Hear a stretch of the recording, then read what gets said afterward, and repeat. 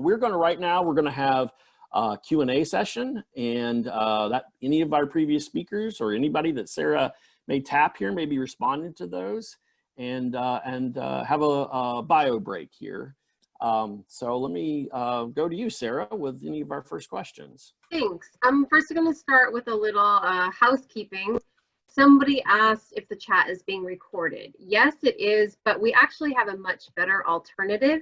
We have Victoria Ackroyd on the line, and she is going to do a much better job at keeping these question and answer, especially the answers, straight. So look out for Victoria. Thank you so much. She's a better note taker than I. She'll be producing a lot of these Q&As in a note form, and we'll post that as well. So thank you for asking. The chat will be available. And then the next question that we have is posed to Hannah. It comes from Eileen, and she says, Hannah, is this experiment, it's looking at new cover crop fields, and that's versus one that has a history of cover crops. It's important to put in context that perhaps fields that have a longer history of covers, they might have results that are different, and this is about nitrogen dynamics. Is that correct? And Hannah, do you want to give insight into that? Yeah, thanks. That was a good point.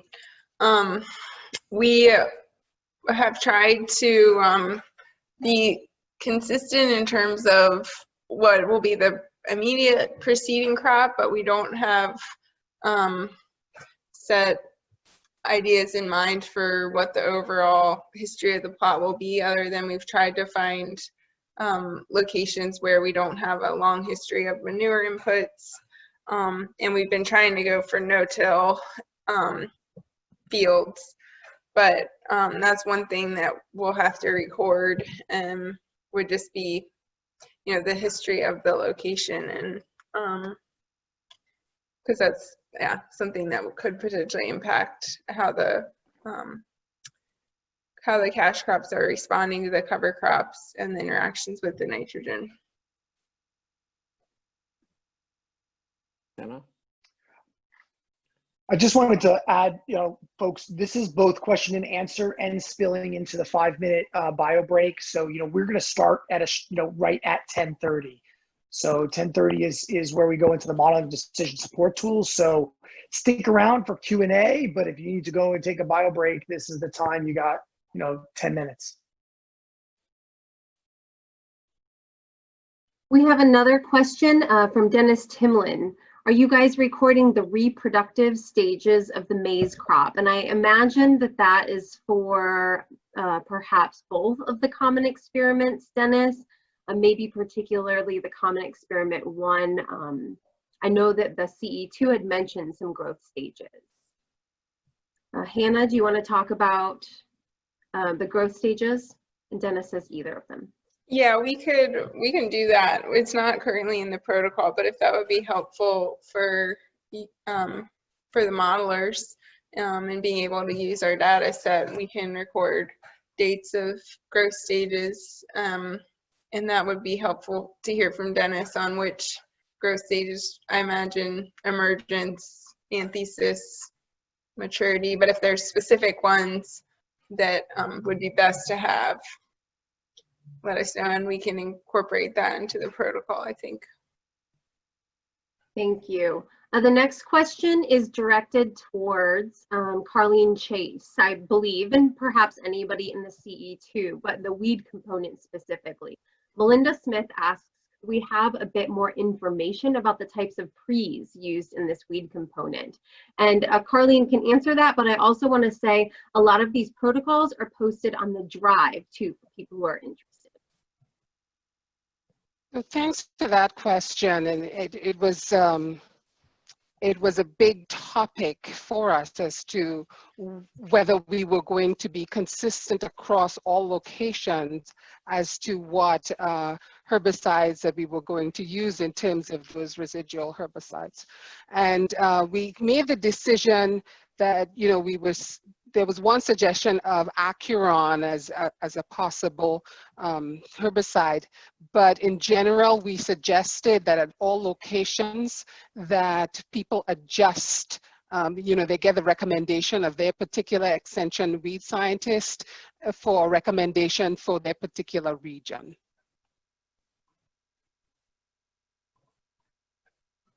Great, thank you so much. And I see there's some communication that especially some of the modeling teams and other people writing about this data really would like certain growth stages recorded. So that's great that we're sharing this interaction. Excellent. Thank you, Dennis, so much for that conversation. Does anybody have any more input or questions for our common experiment teams? Our on-farm team must have done such a stellar job. No questions for the on-farm team? Real reply, I don't know if Dennis's question applied to on-farm, but we have not recorded growth stages previously in the on-farm. We could possibly do that early on when we were going back for decomp bags, because it's easy when you're there, but the later stages would be hard because we don't tend to visit the plots at those times. While we're waiting for some additional questions, Chris, I think it would be nice. We wanted to talk about the that weed protocol. So if we don't have any more questions, let's briefly bring that back up to talk about that dynamic. Sure. While we're waiting. Sure.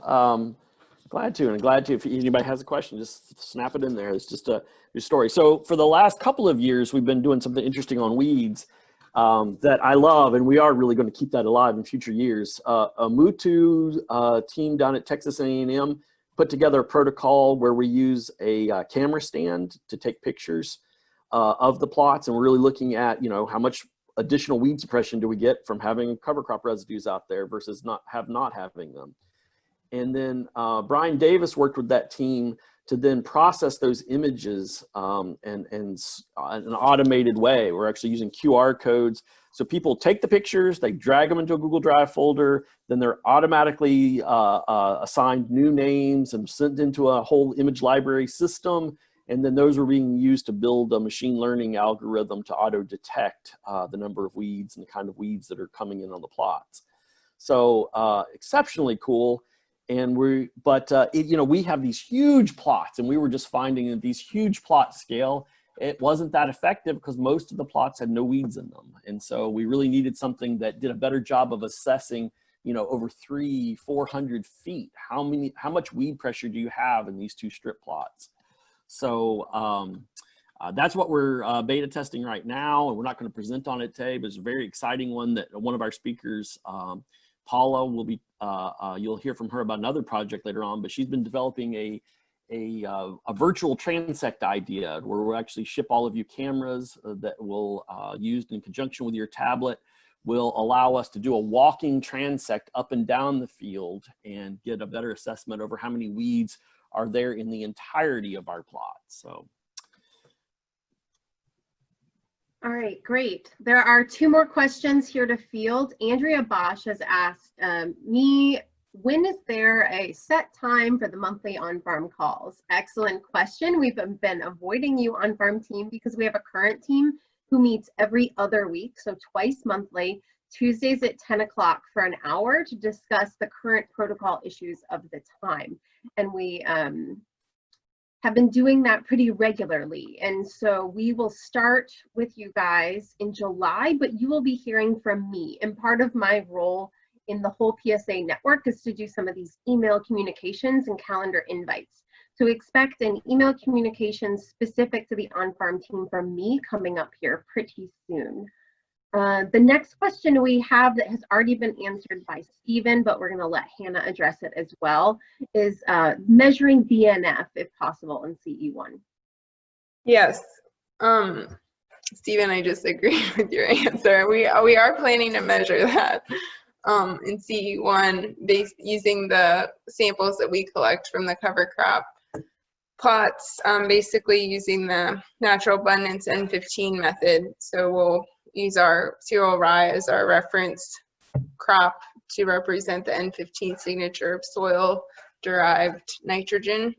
And then the legumes collected within the pure legume plots and the mixed cover crop plots, we'll measure their N15 abundance and then do the mixing model to figure out yeah, how much of that legume nitrogen is coming from the atmosphere. And we didn't originally intend to do that, but looking at the cost of doing the N15 analysis, we figured out that it fit into the budget actually to do that, and we thought that would be a neat addition. That's great. This is just a really good reason why we have team leaders who are strong in their protocols. No dig on Stephen, but thank you, Hannah, for being on top of that. It's also a reason why we have a ton of transparency that people can read, go back to the Google Drive, and we have a lot of these monthly meetings. And we don't want meeting exhaustion, but we need a lot of reminders.